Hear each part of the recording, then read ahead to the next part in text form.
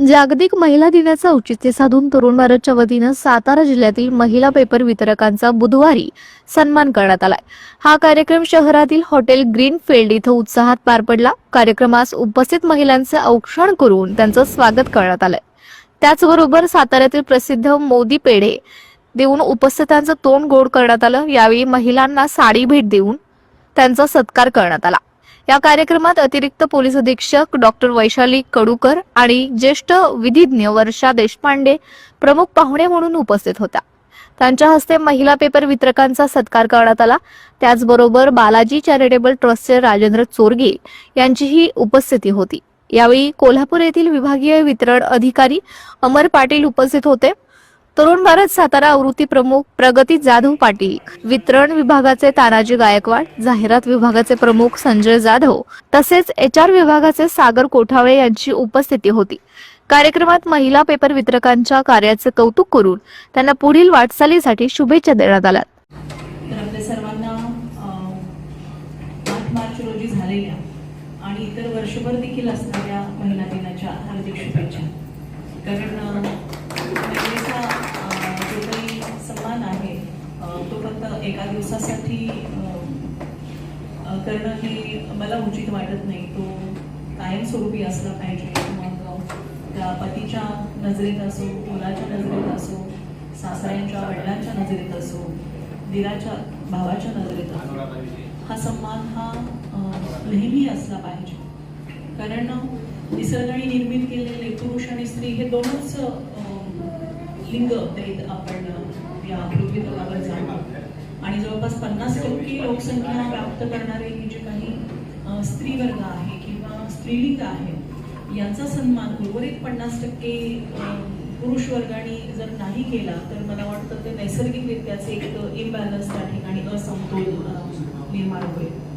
आणि जोपर्यंत हे आपण घरातून सुरुवात करत नाही तोपर्यंत मला वाटतं आपण समाजाकडून त्याच्या अपेक्षा करणं हे फार जागतिक महिला दिनाच्या निमित्ताने आम्ही एक मध्यवर्ती संकल्पना अशी राबवली की या खऱ्या अर्थानं महिलांचा सन्मान होणे गरजेचं आहे।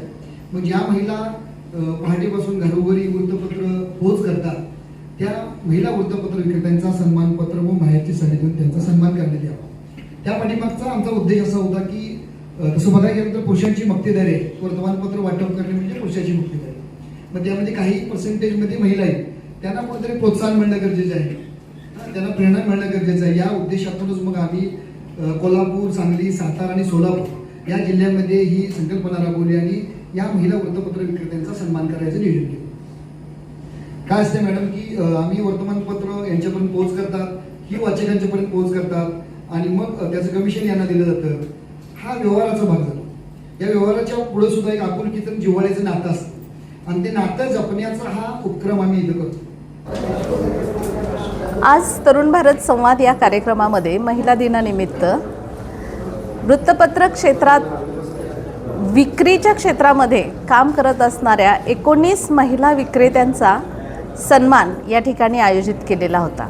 खरं तर महिला दिनानिमित्त आपण खूप वेगवेगळे कार्यक्रम साजरे होताना पाहतो, पण हा एक अतिशय वेगळा आणि मनाला मनस्वी आनंद देणारा क्षण होता।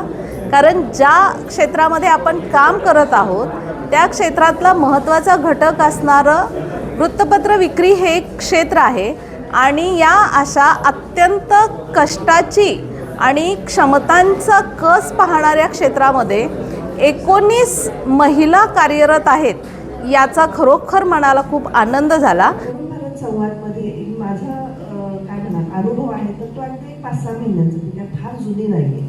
पण इथं आल्यानंतर मी कित्येक वर्षांपासून तुमच्या सगळ्यांना ओळखते असं थोडंसं झालेलं आहे। यापूर्वी पण आपण इथं ऑफिसमध्ये एका कार्यक्रमाच्या निमित्तानं भेटलो होतो, तेव्हा सुद्धा काही जणांची चर्चा झाली, ओळख झाली आणि ती ओळख म्हणजे वर्षानुवर्ष आपले नातेसंबंध आहेत। अगदी या पद्धतीनं प्रत्येकाने ट्रीट केलं। त्यामुळे हे एक एक्सटेंडेड कुटुंब आहे, आपलं वाढीव कुटुंब ज्याला म्हणतो त्या पद्धतीचं हे कुटुंब आहे। तुमच्या सगळ्यांमुळं आम्ही लोकांपर्यंत पोहोचतोय। कार्यक्रमाच्या निमित्तानं या सगळ्या महिला शक्ती पुढे एकच माझं मागणं आहे की तुम्हाला जेवढं आमच्या हाताला ताकद देता येईल तेवढं तुम्ही द्या। क्वालिटीच्या बाबतीत तुम्ही आता अजिबात चिंता करू नका, क्वालिटी काम करायची जबाबदारी आमची आहे। क्वांटिटी वाढवायचं काम तुमचं आहे आणि तुम्ही ते काम करावं असं या कार्यक्रमाच्या निमित्तानं मी तुमच्याकडून शब्द मागते. गायकवाड साहेबांचा आणि प्रगती त्या दोघांचंही मला खूप विशेष वाटते. म्हणजे आम्हाला नेहमीच अशी महिला क्षेत्रामध्ये आम्ही स्वतःला मानत आलो की आउट ऑफ बॉक्स माणसं शोधणं, वेगळं काम करणाऱ्यांना पुढे आणणं, हे सगळं जणू काय आमचं डोमेन आहे असं आतापर्यंत मला वाटत होतं. पण हे जे काही आज त्यांनी केलेलं आहे की पहाटेच उठून त्या पद्धतीने काम करणाऱ्या महिलांना शोधून काढलंय आणि त्या आपल्या तरुण भारतच्या परिवारामध्ये एवढ्या महिला आहेत हे रेकॉर्डवर आणलंय. हा इतिहास लिहिणं आहे आणि त्यांची नोंद घेणं आहे. आणि इतिहास या शब्दाची हिस्ट्री असा स्पेलिंग आहे, म्हणजे कायम हीच स्टोरी. तुम्ही हर स्टोरी लिहिताय. त्यामुळे गायकवाड साहेबांसाठी जोरात टाळ्या झाल्या. कारण मार्केटिंग करणारी आणि आपला पेपर जास्तीत जास्त खपावा, हे व्हावं ते व्हावं, त्याच्यासाठी स्ट्रॅटेजी जगभरामध्ये आखणारे अनेक जण आहेत.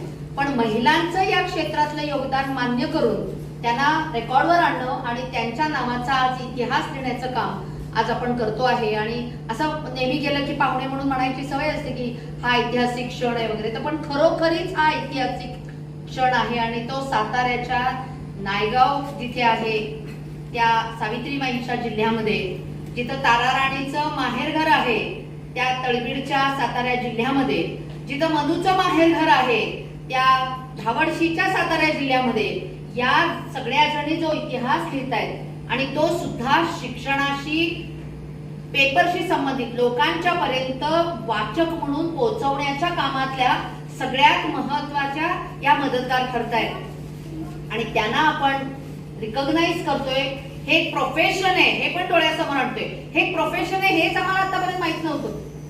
हे प्रोफेशन म्हणजे याच्यामध्ये पुरुषांचं डॉमिनेशन आणि पुरुष तिथे असणार आणि पुरुषांनीच ते करायचं हे जणू गृहीत धरलं होतं. पण त्याच्यामध्ये ह्या 19 जणी आमच्या जिल्ह्यात आहेत. हा जो काही एक सुखद धक्का मला मिळालेला आहे, प्रचंड आनंद झाला जेव्हा हा विषय पुढे आला. त्यामुळे याचाही भाग होता आला आणि या क्षणाचा साक्षीदार होता आलं, त्याचा मी आनंद व्यक्त करते. तुम्ही मोजदाद करा, आमचं काम मोजा. आणि जोपर्यंत आमचं काम मोजलं जात नाही तोपर्यंत तुमचा जीडीपी कॅल्क्युलेशन चुकीचा आहे. एक महिला केवळ तिथे अर्थमंत्री म्हणून बसून तिच्या तोंडून अर्थकारण जगाला ऐकवल्याने सक्षमीकरण होऊ शकत नाही. त्या सक्षमीकरणासाठी बायकांना, जसं आज आपण वेगळ्या प्रोफेशन मधल्या या माझ्या सगळ्या मैत्रिणींना, या 19 जणींना आम्ही रिकॉग्नाइज केलं की तुम्ही आमच्या पाठीशी आहात म्हणून तरुण भारत उभा आहे. आणि मला विशेष अभिमान आहे कारण तरुण भारत बेळगावचा आहे. आमच्याकडे तरुण भारत एवढा खपतो की तरुण भारत वाचून परत, कारण तो वाचून दुसऱ्याला परत द्यावा लागतो, पण तो इतक्या सगळ्यांना मिळत नाही. एवढ्या मोठ्या प्रमाणावर आजही बेळगाव समजून घ्यायचं असेल तर तरुण भारतच वाचावा लागतो. ही जी काय परंपरा तरुण भारतने निर्माण केलेली माझ्या लहानपणापासूनची आणि ती तत्वाची. तरुण भारत मध्ये तुम्ही लोक नवे असाल पण तरुण भारत जन्माच म्हणजे तरुण भारतच घेऊन आम्ही लहानाचे मोठे झालो की ज्या तरुण भारतना बाबूरावनी उभं केलं त्या तरुण भारतमध्ये कधीही कर्नाटक सरकारची जाहिरात छापली नाही. तत्वानी पत्रकारिता आणि पेपर चालवतात म्हणजे काय.